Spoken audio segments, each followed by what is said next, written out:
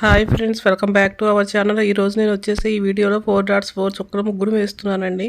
ఈ ముగ్గు వచ్చేసి చాలా సింపుల్గా ఉంటుంది, చాలా ఈజీగా ఉంటుంది. ఫస్ట్ వచ్చేసి ఇంకా ఇలా 4 డాట్స్ 4 చుక్కలు పెట్టుకోవాలి. పెట్టుకున్న తర్వాత ఈ ముగ్గురు ఇలా సింపుల్గా వేసుకోవాలండి. చుట్టూ సైడ్ డిజైన్స్ వేసుకోవచ్చు. ఇక ఈ ముగ్గు వచ్చేసి బిగినర్స్ కూడా చూసి వేసుకోవచ్చు అండి. ఈ వీడియో కనుక మీకు నచ్చినట్లయితే వీడియోని లైక్ చేయండి, ఛానల్ని సబ్స్క్రైబ్ చేయండి. Thank you for watching.